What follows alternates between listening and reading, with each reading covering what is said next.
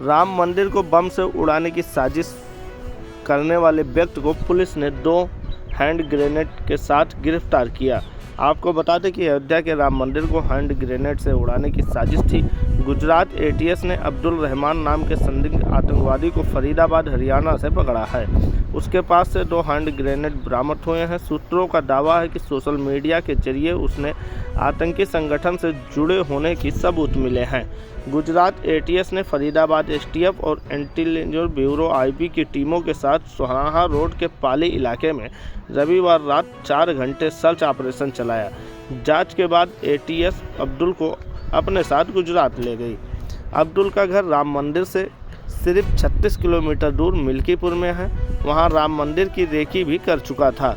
ऐसे में UP ATS, IB और एलआईयू भी एक्टिव हुए।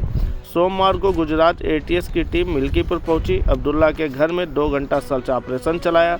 4 घंटे तक पिता अबू बकर से पूछताछ होती रही। मां ने कहा अब्दुल्ला मौलानाओं के संपर्क में था, दिल्ली की जमात में शामिल होने गया था। फरीदाबाद कैसे पहुंचा यह नहीं पता है। अब्दुल्ला शुरू से आतंकी गतिविधियों में शामिल रहा है। वह मिल्कीपुर से कब गया, इन सवालों के जवाब जानने के लिए मीडिया टीम मिल्कीपुर पहुंची। गांव में मजनाई के चमनगंज रोड पर अबू बकर का 600 स्क्वायर फीट का घर है। अब्दुल रहमान उनका बेटा है। इस गांव में करीब 200 घर हैं। यह मुस्लिम बस्ती है। यहाँ 5 घर जायसवाल बिरादरी के हैं। घर के बाहर चिकन शॉप है और यह दुकान अबू बकर चलाते हैं। दुकान के बगल से घर के अंदर जाने का रास्ता था। हम अंदर दाखिल हुए। यहाँ गांव की महिला इकट्ठा थी। घर के अंदर सादे कपड़े में जांच एजेंसियों के जवान थे। वह पूछताछ कर रहे थे। फिर अब्दुल्ला की मां को छत पर लेकर गए। वहां पर मुआयना करके इसके बाद वो लौटकर नीचे आए। हमने अब्दुल्ला की मां आसमीन से बात की। अपने बेटे पर आतंकी होने का आरोप लगा रहे हैं। ये आपको कब पता चला? आसमीन ने कहा, अब्दुल पहली बार मार्च को घर से निकल रहा था।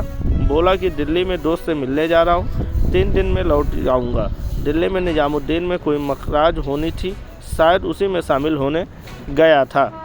उन्हें कहा कि हम लोग कल रात से ही सो नहीं रहे हैं। रात करीब 12 बजे दरवाजे पर पुलिस आई। कुछ लोग सादे कपड़े में थे। 25-30 लोग अंदर आते ही बोले, आपका बेटा पकड़ा गया है, वो आतंकवादी है। इसके बाद घर के अंदर सारा सामान उल्टने और पलटने लगे। वहाँ कुछ ढूंढ रहे थे। 2 घंटे तलाशी लेने के बाद साथ में कुछ पासबुक लेके वापस चले गए।